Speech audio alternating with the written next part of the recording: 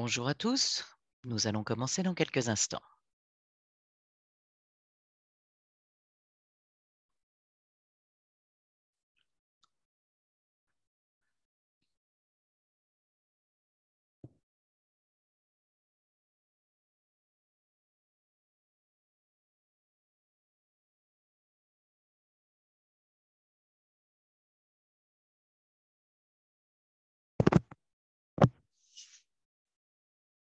Pendant que nous attendons que tout le monde se joigne à nous, j'aimerais vous inviter à indiquer dans la fenêtre de chat qui vous êtes et d'où vous vous joignez à nous.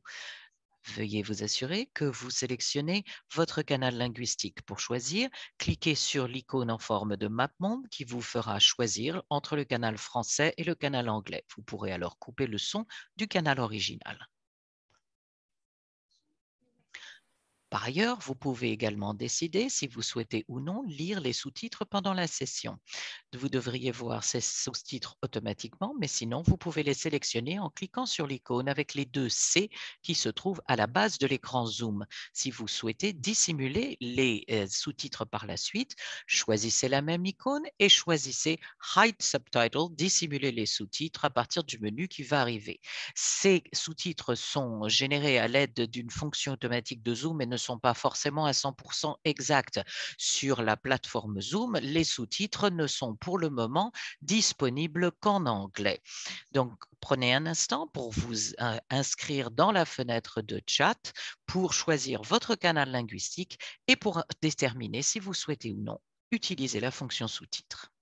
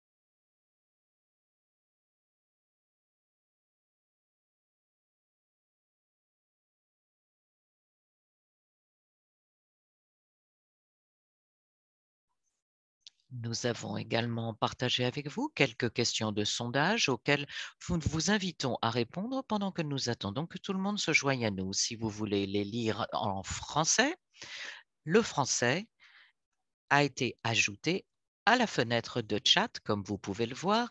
Les questions sont en anglais. Les réponses sont en anglais et en français sur la diapositive.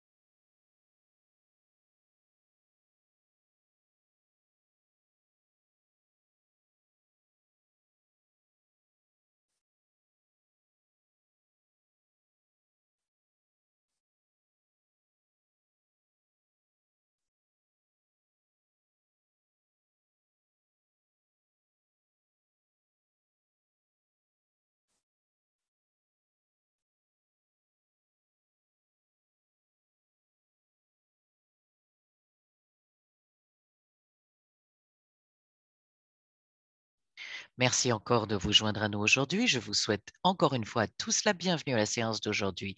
Je suis Brittany Gudge et je suis un chargé de programme du projet Knowledge Success des programmes de communication du Johns Hopkins Center. Nous allons commencer Knowledge Success et très heureux d'être un partenaire de FP 2030 pour cette série. C'est notre 20e conversation de la série des conversations, connecter des conversations. Si vous avez manqué les conversations antérieures, vous pouvez entendre les enregistrements sur le canal YouTube de FP 2030 ou lire nos blogs qui vous fournissent également des liens à ce site.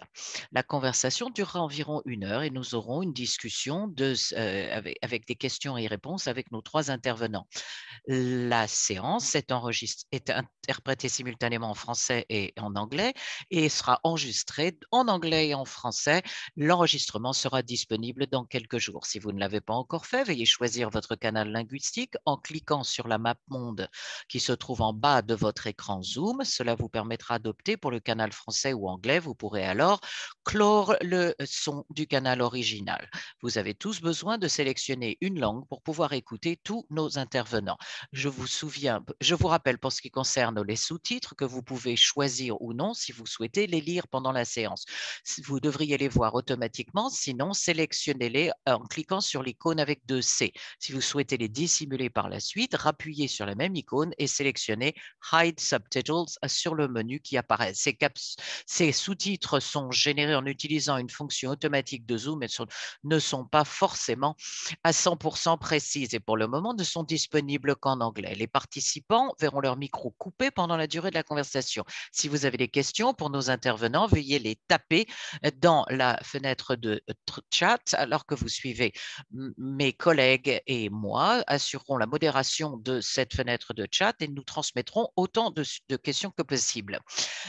La série des Connecter des conversations est une série de discussions sur la santé de la jeunesse et des adolescents, la santé reproductive des jeunes et des adolescents, accueillie par FP 2030 et Knowledge Success. Cette série a été divisée en 5 thèmes. Nous avons commencé par un examen aux éléments fondamentaux de la santé et du développement des adolescents. Nous avons poursuivi nos conversations en explorant l'engagement des influenceurs critiques pour améliorer la santé reproductive des jeunes. Le 3e thème s'est axé sur les réponses des services réactifs aux adolescents. Et notre 4e thème a exploré comment toucher les populations jeunes clés. Pour notre dernière série de conversations, nous allons examiner les tendances émergentes et les approches transformationnelles de la SSRJA.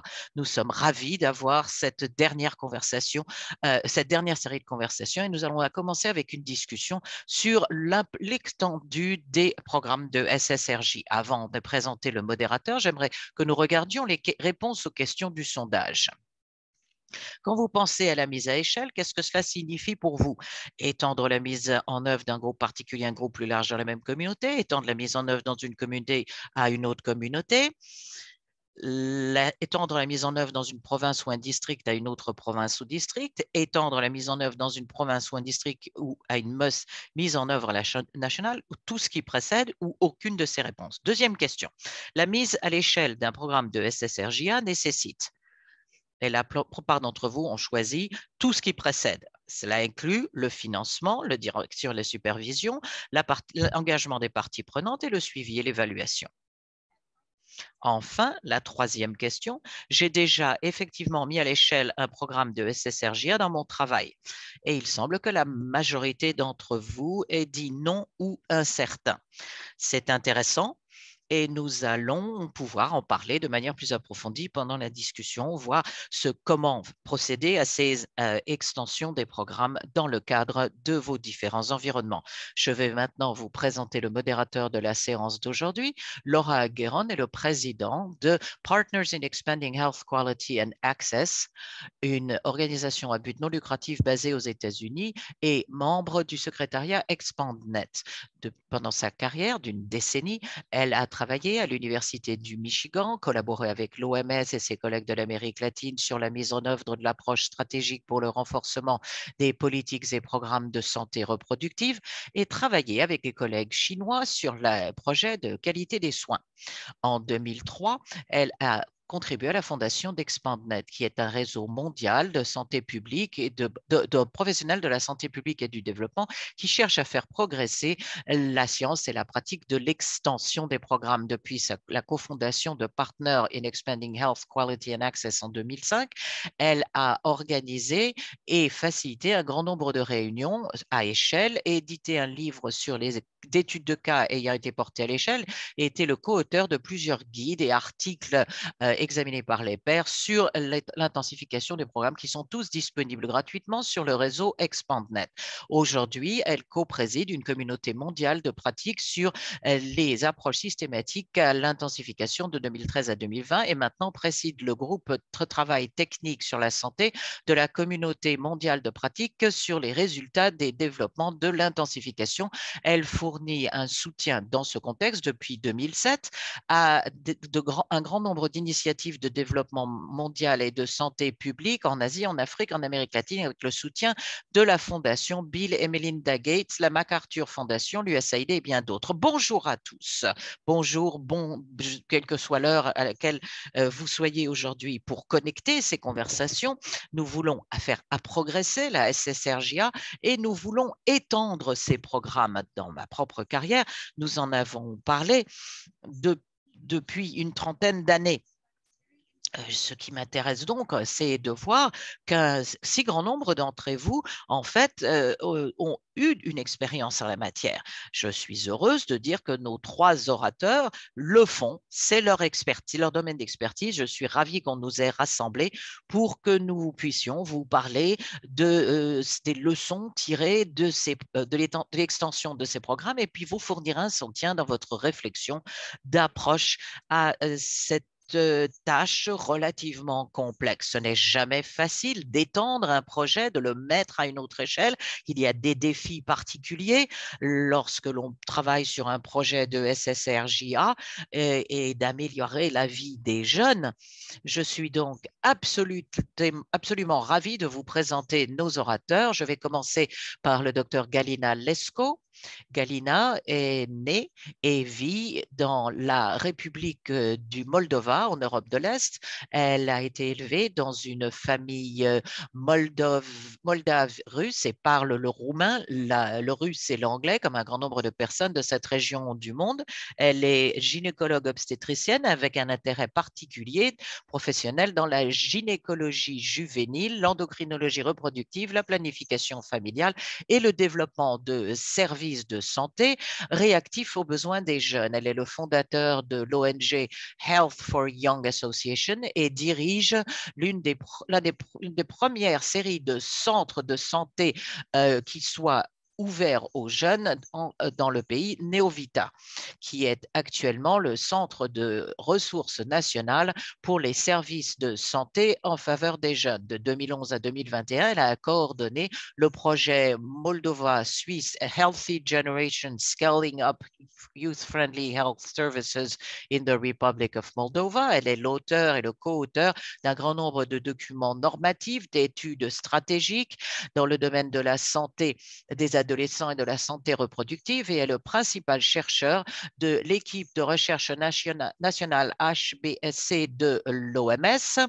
Elle a été également expert international pour l'UNICEF, l'OMS, le FNUAP et le GOPA dans les domaines de la santé adolescente, la santé de la reproduction et les soins de santé dans les cas de violences sexistes. C'est également un des membres du corps enseignant du programme européen de formation pour la santé adolescente pour les professionnels à Lausanne. Elle est également membre de la Société internationale de la gynécologie endocrinologique et la Société européenne de contraception et santé reproductive de l'Association internationale de l'IAAH.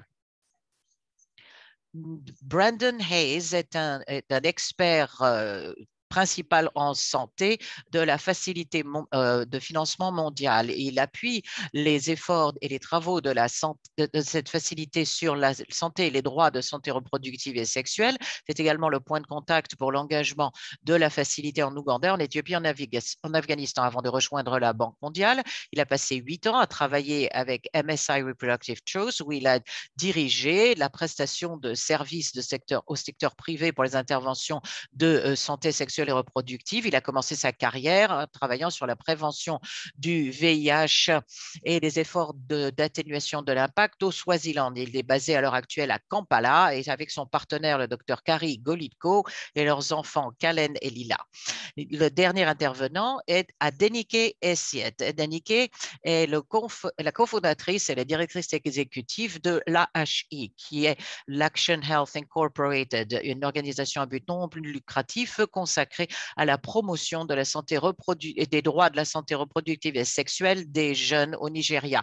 Diplômée en sociologie et en anthropologie de l'Université du Nigeria, elle a travaillé comme journaliste avec le Guardian depuis le milieu des années 80. Au cours des 30 dernières années, elle a contribué à renforcer et à faire de l'AHI non plus un concept, mais une organisation dynamique qui combine une programmation à base communautaire avec des efforts de plaidoyer à l'échelle nationale pour la santé et les droits sexuels des adolescents.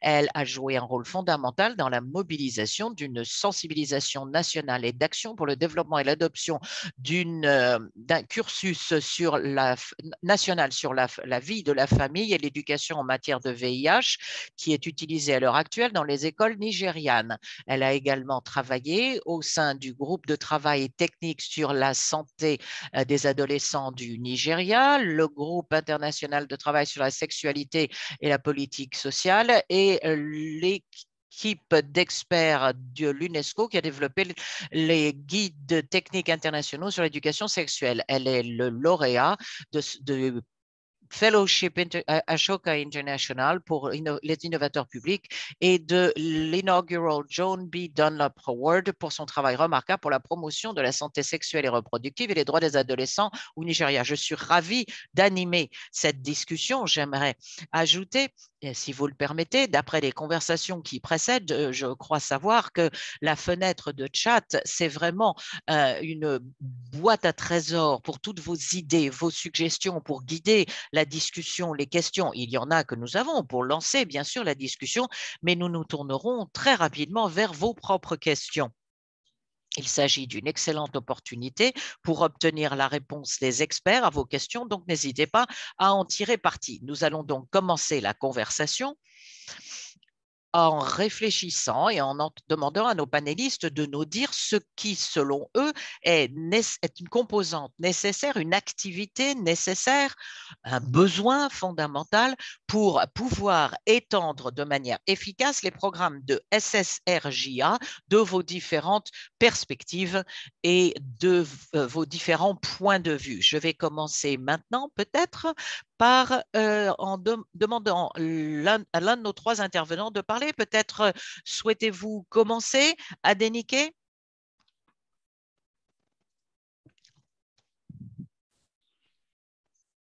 Oui, merci beaucoup Laura. Bonjour, bon après-midi, bonsoir à tous. Une chose qui est nécessaire pour étendre les programmes d'SSRAG, l'éducation sexuelle complète. Au Nigeria, nous parlons de l'éducation sur le VIH et la vie de famille. Une chose qui est essentielle pour étendre des programmes et d'essayer d'analyser les composantes différentes des programmes d'éducation sexuelle et comment mettre en œuvre ces programmes.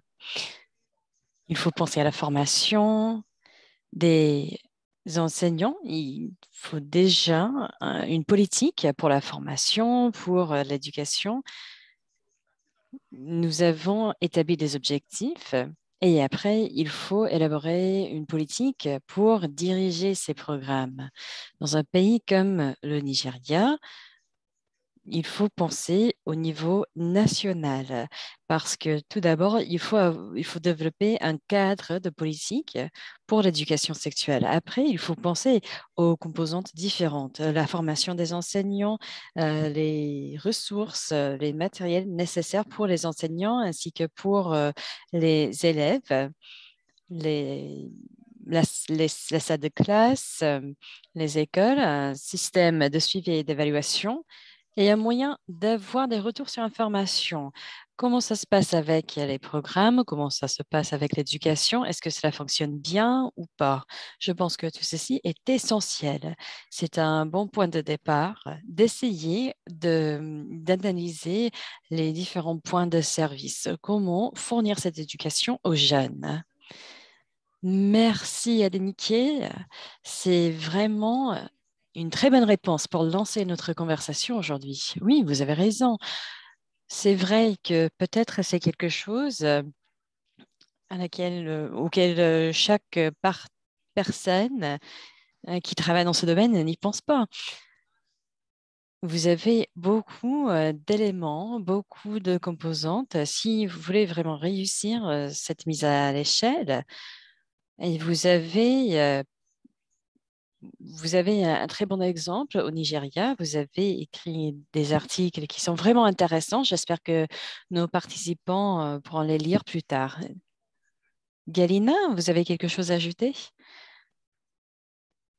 Oui, je pense qu'il y a des facteurs très complexes qui peuvent influencer un tel programme. Donc, j'aimerais ajouter quelques éléments. Il faut élaborer des interventions qui sont conçues euh, avec les influences des données probantes. Nous avons des interventions dans les écoles et dans d'autres endroits, mais nous avons besoin des interventions qui ont été conçues et que la conception doit être basée sur les données. De plus, il nous faut un cadre juridique de soutien. Encore un élément qui est très important avec les services. Voilà une leçon que nous avons tirée de nos expériences. Il nous faut un bon mécanisme de financement pour ces programmes. Parce que oui, pour l'intensification des programmes, cela peut être de très bonnes interventions, mais après, il nous faut un financement pour cette intensification. C'est un outil très important pour que les programmes soient efficaces. Il faut aussi avoir l'implication de ceux qui travaillent dans le domaine de la santé. Il faut un certain soutien, une supervision, une direction. Tout ceci est très bien, mais il faut avoir une mise en œuvre euh, est au, qui implique tous les éléments de ce domaine. Nous pouvons organiser des réunions sur la supervision de soutien et nous avons aussi des réunions sur les éléments différents de qualité. Il faut continuer à maintenir cette qualité. Nous avons aussi besoin de continuer à promouvoir ce programme, à soutenir ces programmes. Les bénéficiaires devraient être informés, devraient connaître les services et savoir où on peut trouver ces services.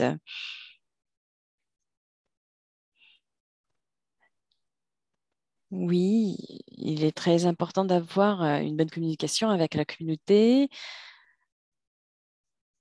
et nous avons travaillé avec des programmes en 2005, 2006 Et cela a pris du temps pour mettre à l'échelle les programmes existants. Il y a plusieurs facteurs qui sont très, très complexes. Je sais que la mise à l'échelle nécessite beaucoup de travail. Merci, merci d'avoir complété la réponse d'Adenike.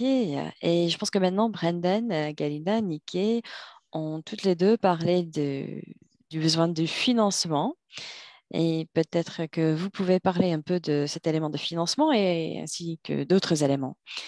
Merci beaucoup, Laura. C'est un plaisir d'être ici avec vous. Merci, Adenike. Merci, Galina. Vous avez présenté de très bonnes observations. Je dirais que c'est presque une question qui est impossible à trouver la bonne réponse parce que dans la plupart des situations, on ne serait jamais capable d'analyser tous les éléments dont nous avons fait mention. Mais je vais essayer de parler de quelques questions du financement durable parce que je travaille pour la Banque mondiale et pour le mécanisme de financement mondial. Voilà le rôle que je joue dans cette conversation aujourd'hui. Et c'est un rôle que j'accepte avec plaisir. Voilà notre perspective sur ce défi. Nous essayons d'analyser le rôle des gouvernements et des systèmes gouvernementaux dans la mise à l'échelle des interventions pour les jeunes et les adolescents. Récemment, j'étais panéliste avec le docteur Chandramouli et lui, il présente son argument. Au fil des 25 dernières années, nous avons vu beaucoup d'innovations dans ce domaine, beaucoup d'expériences, beaucoup d'interventions. Pour la plupart, ce sont les programmes qui sont à l'extérieur des systèmes gouvernementaux. Et en fait, tout ceci est assez pratique. On essaie de faire preuve d'innovation, on essaie de travailler à l'extérieur des systèmes existants. Mais je pense que les gouvernements et les systèmes traditionnels ont leur rôle à jouer, surtout pour l'extension de ces programmes et un rôle essentiel dans le financement de ces services. J'imagine qu'il y a ceux qui ne seront pas d'accord avec ce que je dis, mais il faut avoir des interventions des services qui sont gratuits pour les utilisateurs. Je pense que cela représente une priorité pour nous. Les gouvernements sont en position d'assurer ces services gratuits. Nous avons connu de grands succès avec la mise à l'échelle des programmes sanitaires, surtout avec le financement. Il y a de millions de personnes qui sont en vie aujourd'hui à cause de l'utilisation des ressources des donateurs et la négociation sur les prix, avec l'implication du gouvernement.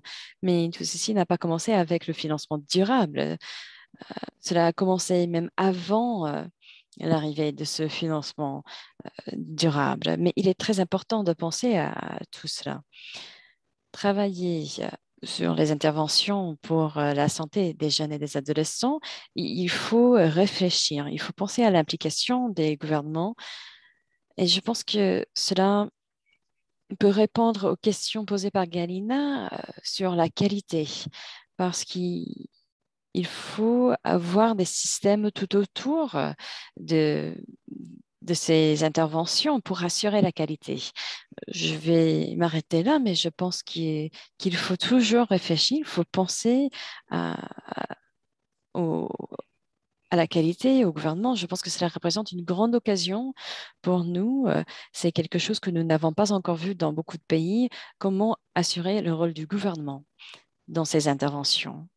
Oui, et je pense que j'ai quelques collègues qui travaillent dans la santé maternelle et infantile qui disent que les gouvernements devraient prendre une plus grande partie de la prestation des services, ce qui est un peu plus difficile, surtout avec les adolescents en particulier. C'est une population un peu difficile d'un point de vue politique, par exemple. Maintenant, parlons des défis.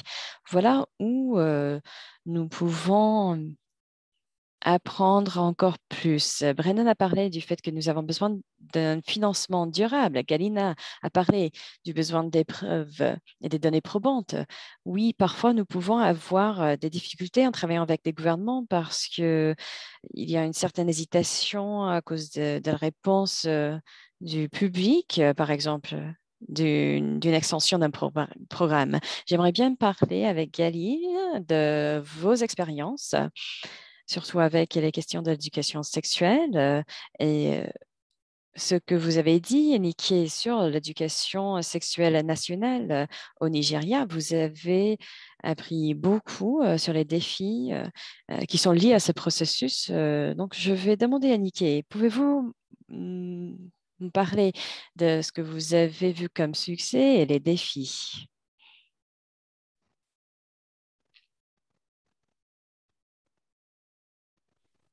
Je vous remercie.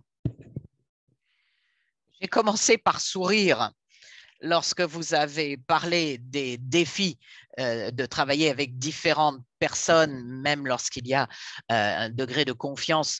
Mais les adultes préfèrent considérer les jeunes comme étant asexués et les programmes que nous créons pour les jeunes sont autour de la santé sexuelle et reproductive, ce qui est vraiment très ironique. Le travail qui est accompli au Nigeria a rencontré un grand nombre de défis à cause de cette question.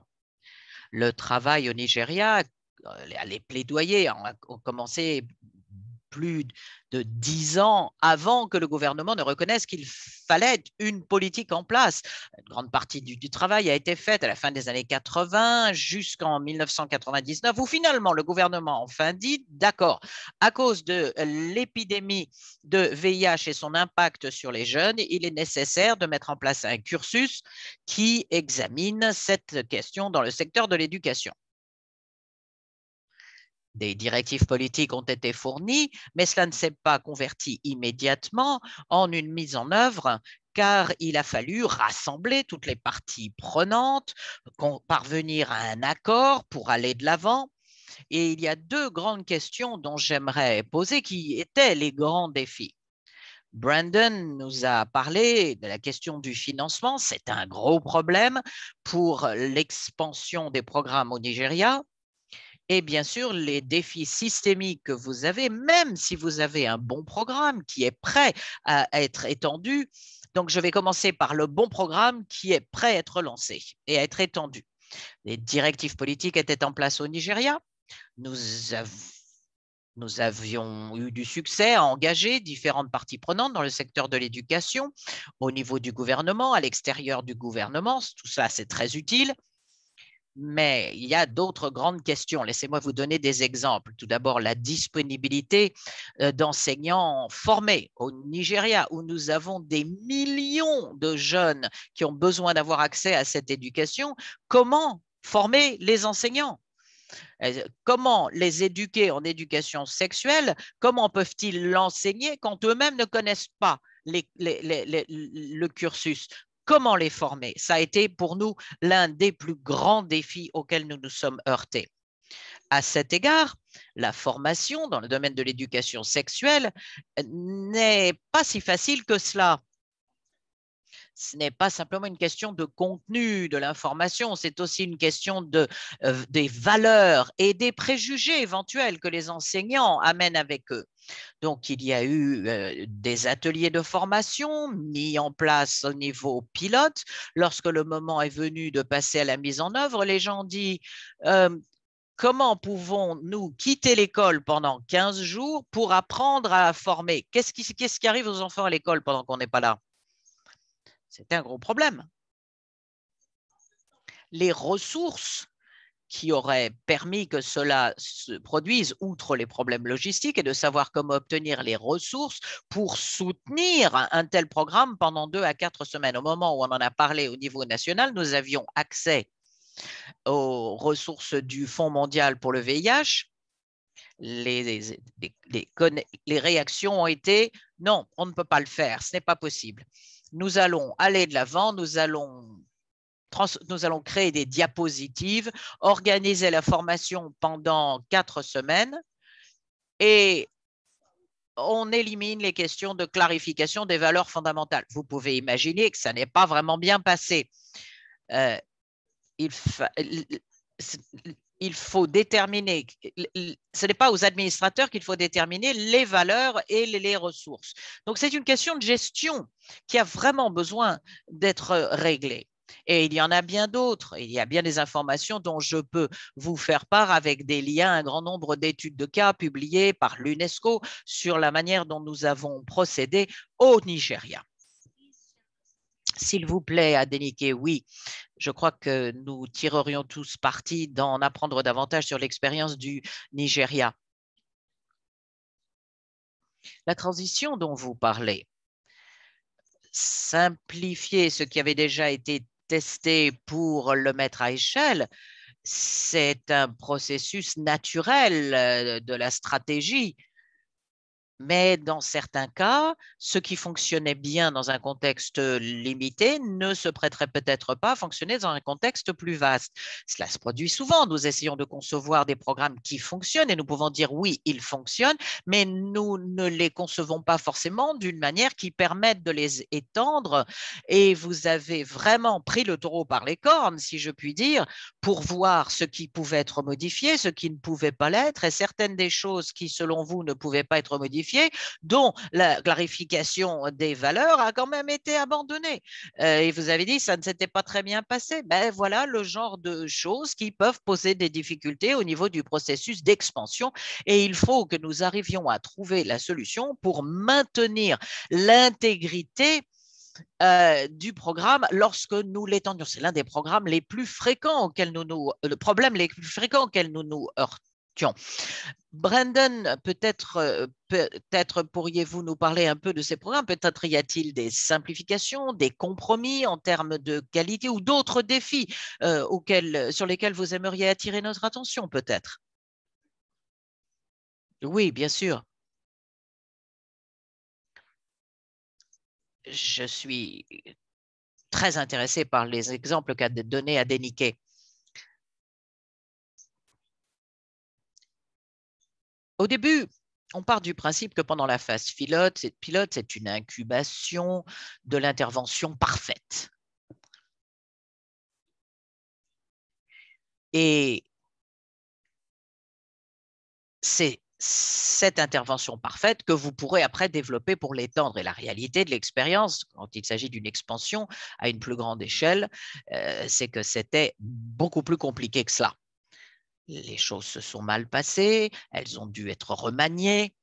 Et il est important d'être un peu plus aimable vis-à-vis de nous-mêmes, un peu plus tendre avec nous-mêmes pour prévoir dès le début qu'il y a des choses qui risquent de ne pas bien se passer. Il faut qu'on ait en place un système qui permet de comprendre ce qu'il faut faire quand les choses fonctionnent ou ne fonctionnent pas. Et il faut reconnaître que nous devons être adaptés.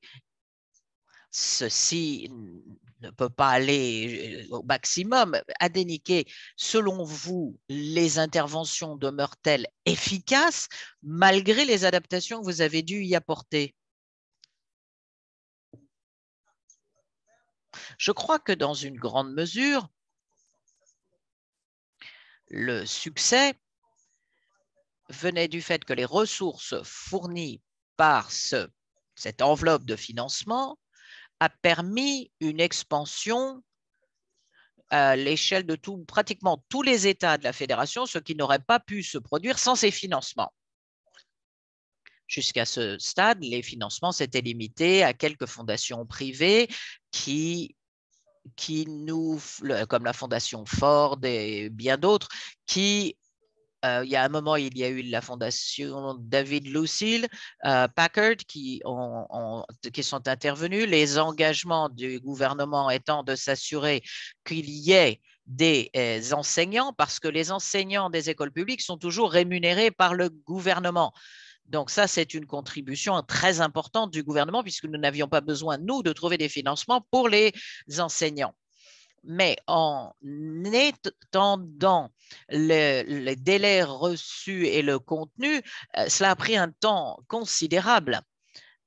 au niveau de la Fédération du Nigeria, la mise en application n'a pu se produire qu'avec les financements des fondations privées pour 8 à 9 États. Donc un tiers seulement des États du Nigeria ont pu avoir accès grâce à ce financement.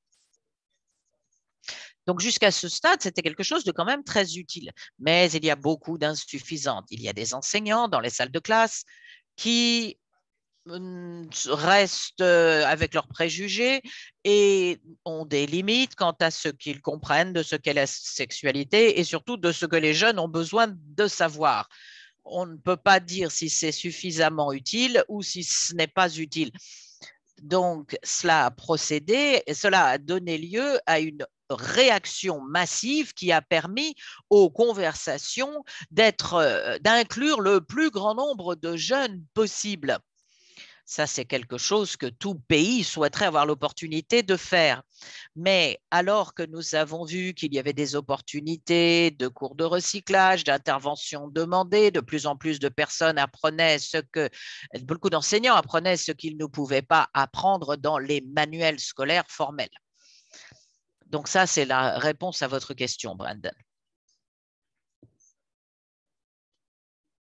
Galina, aimeriez-vous nous parler des défis ou bien souhaitez-vous que je passe à une autre question qui est la participation des parties prenantes au processus d'expansion? À vous de choisir. J'aimerais ajouter quelque chose très brièvement quant à l'expérience de notre pays.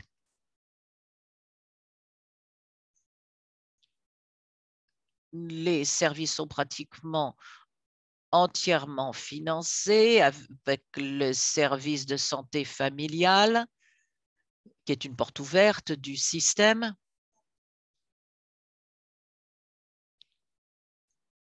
Pour faire face aux défis de l'expansion et du maintien de la qualité en parallèle, nous avons élaboré des systèmes de services minimum et maximum.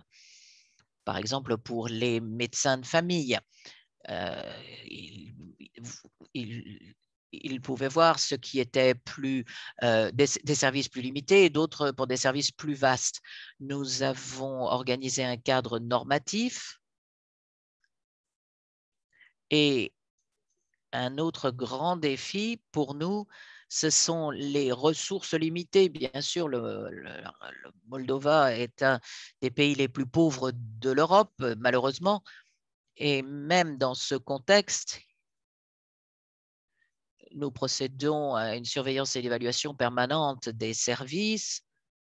Nous procédons à l'exercice de calcul des coûts pour utiliser ces données pour des opérations de plaidoyer, pour mobiliser davantage de fonds pour les budgets auprès de bailleurs de fonds internationaux pour qu'ils viennent appuyer ces efforts considérables. L'UNICEF, l'OMS nous ont fourni un soutien, en particulier au niveau des questions d'ordre technique. Voilà ce que je voulais dire.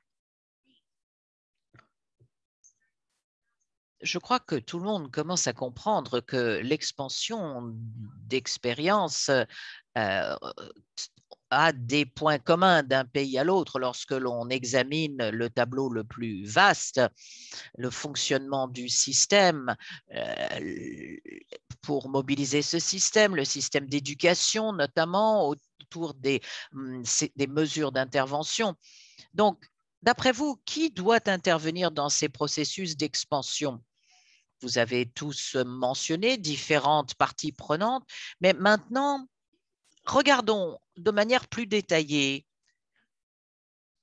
ce qu'il en est. Tous ceux qui travaillent avec la jeunesse disent combien il est important de faire entendre la voix des jeunes dans ces activités et ces processus. Donc peut-être pourriez-vous nous en dire davantage sur la manière dont vous comprenez l'intervention des parties prenantes et le rôle de la jeunesse. Oui, je vais continuer. C'est une des questions les plus importantes pour le succès de nos missions. l'intervention, la participation des jeunes est une des conditions préalables fondamentales pour que les résultats soient constructifs. Il faut une participation active des jeunes. Ce n'est pas toujours possible, mais nous avons développé des services de bénévolat pour les jeunes au Moldova et nous avons des jeunes bénévoles qui travaillent comme coordinateurs, comme enseignants, comme conseillers et formateurs. Donc, leur implication est très importante dans notre cas. C'est aussi le rôle que jouent les jeunes dans la planification au niveau des organisations. Il faut les impliquer dans toutes les activités d'évaluation et, si c'est possible, les inviter à travailler dans les processus éducatifs, l'éducation par les pairs, les services psychologiques et bien d'autres. Il est important également de participer à l'évaluation et au suivi pour les jeunes. Et sans le soutien des jeunes et des autorités, il nous est très difficile d'étendre les programmes. Il est important de bénéficier du soutien d'institutions financières. Ces autorités, à tous les niveaux, doivent intervenir au niveau du suivi, de la surveillance, de l'évaluation. Il faut les inviter à participer à ces processus. Et bien sûr, il est très important d'impliquer les associations professionnelles, les universités, les collèges, parce que l'une des composantes de l'expansion pour qu'elle soit viable, c'est l'évaluation périodique et la formation pour le long terme. Dans notre cas, il est important d'avoir des parents ou des représentants des parents qui fassent partie des communautés. Nous devons aussi avoir des représentants des différentes ONG et de groupes religieux même, car la sexualité des adolescents couvre toute une série de questions. Nous avons un grand nombre d'églises, surtout des églises orthodoxes, mais pas que cela. Nous avons beaucoup d'autres foi qui existent et il faut impliquer tout le monde au niveau personnel. Et bien souvent, il nous appuie dans nos différentes approches et l'un des grands enseignements que j'ai en tout cas tiré de ce processus, c'est le besoin de planifier beaucoup de temps et d'énergie pour les activités de plaidoyer pour toutes les parties prenantes. C'est très important. Oui, merci. Très bien. Brendan ou Nicky, si vous aimeriez continuer avec la réponse. Sinon, nous avons beaucoup de questions dans la boîte de dialogue. Oui, oui, et je pense que Galina a fait du très bon travail pour parler de toutes les parties prenantes qu'il faut impliquer. Il faut essayer de travailler avec ceux qui peuvent nous aider avec le financement pour réduire les coûts, mais aussi il faut travailler avec les bénéficiaires des programmes parce qu'on ne veut pas euh, concevoir d'un programme. Et après, nous avons des parties prenantes ou des bénéficiaires qui fait que le programme ne fonctionne pas. Mais avec l'implication dès le début, nous pouvons avoir une meilleure conception, une meilleure compréhension du programme.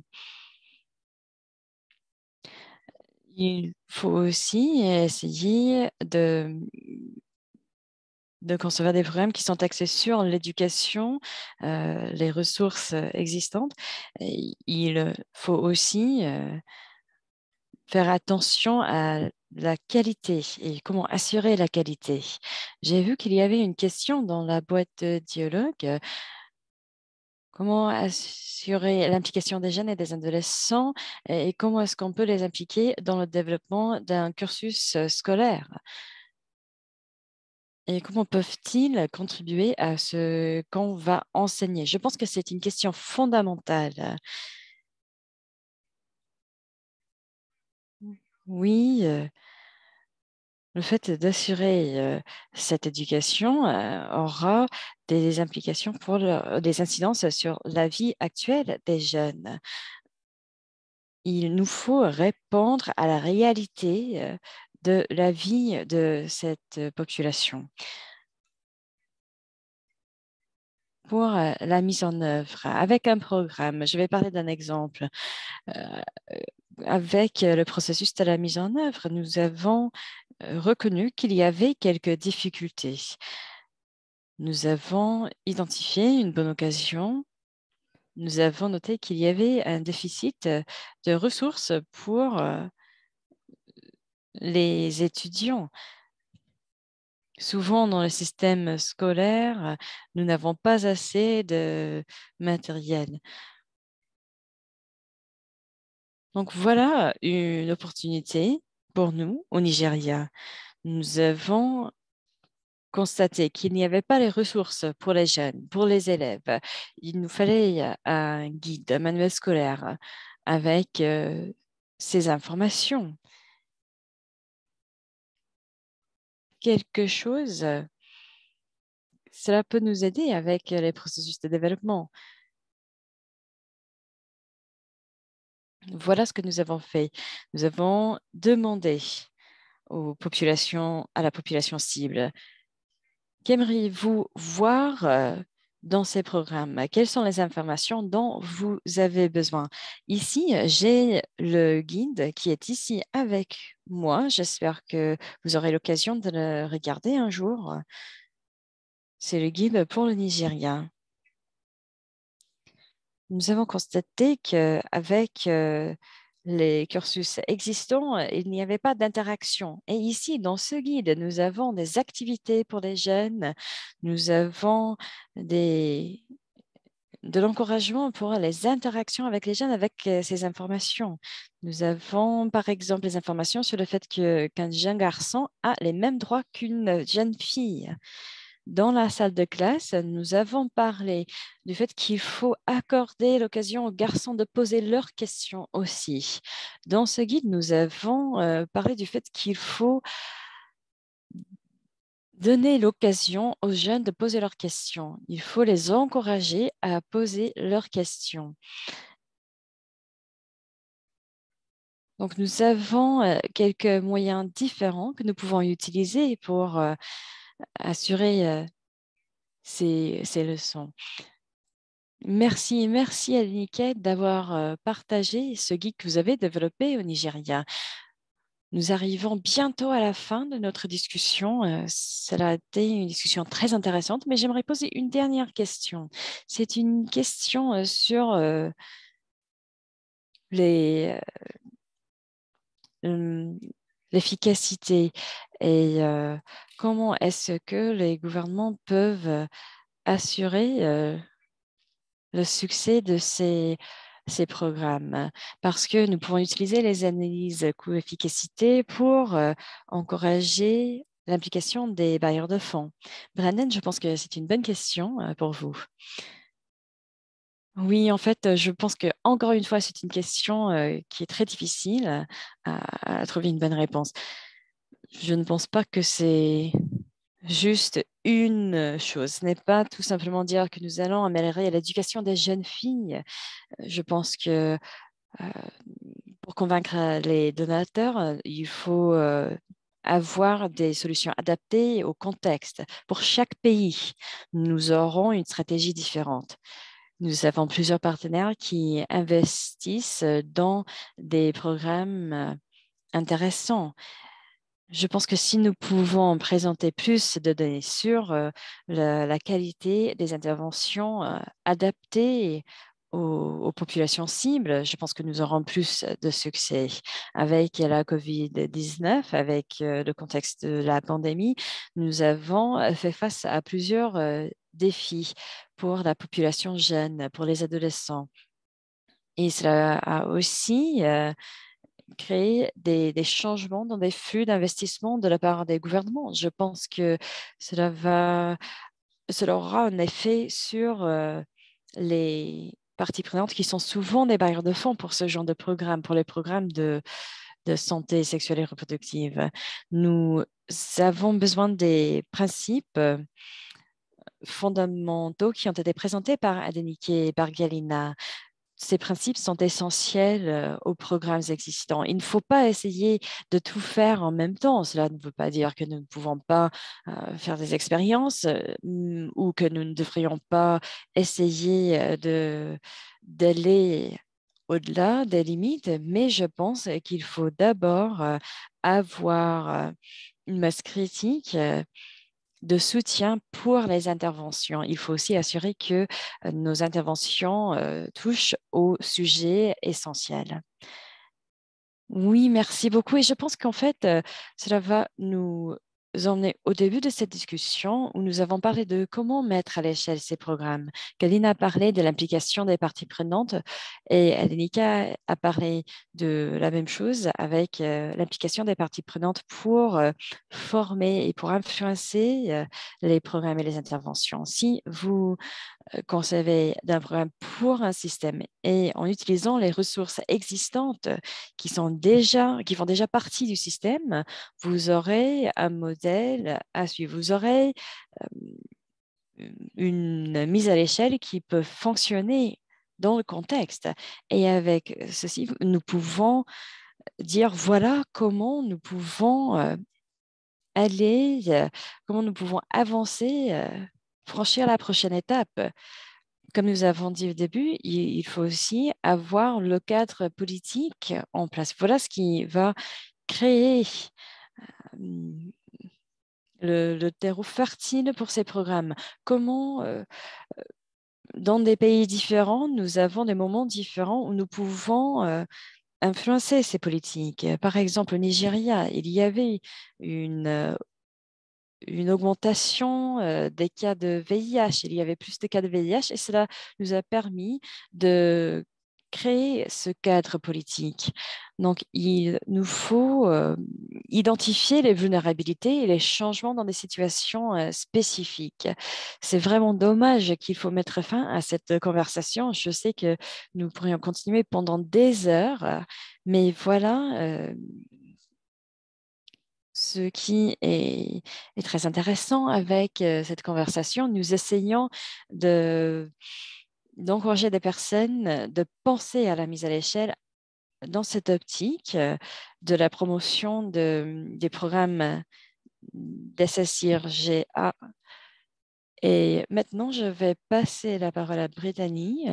Mais tout d'abord, je tiens à exprimer ma gratitude à tous nos panélistes et aux organisateurs qui nous ont permis d'avoir cette conversation. Donc, Brittany, à vous la parole. Merci à vous tous. Merci beaucoup, Laura, et merci à nos panélistes. Merci d'avoir été avec nous aujourd'hui. Vous avez posé des questions formidable dans la boîte de dialogue. Nous allons envoyer des enregistrements de cette conversation en anglais et en français. Plus tard aujourd'hui, nous vous encourageons à suivre Knowledge Success sur les sites web et sur les réseaux sociaux que vous voyez ici affichés à l'écran. Et avec ceci, vous aurez plus d'informations sur les conversations et les événements futurs. Je vous invite à vous rejoindre à nous pour notre dernière conversation. Nous allons nous retrouver le 18 novembre à 7 heures, heure de Washington. Nous allons parler de partenariat avec les jeunes, établir des relations fondées sur la confiance entre les organisations dirigées par les jeunes, les donateurs et les ONG. Avant de partir, Brittany, pouvez-vous partager quelques informations sur les ressources dont la Déniquier a parlé?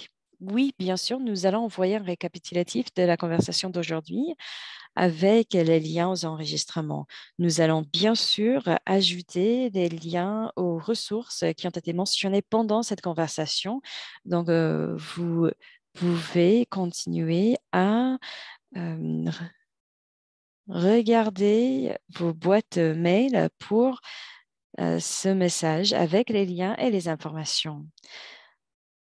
Oui, malheureusement, nous n'avons pas suffisamment de temps pour répondre à toutes les questions, mais j'espère que nous pouvons continuer à avoir ces conversations. Merci à vous tous. Bonne journée. Merci beaucoup et bonne journée. Merci.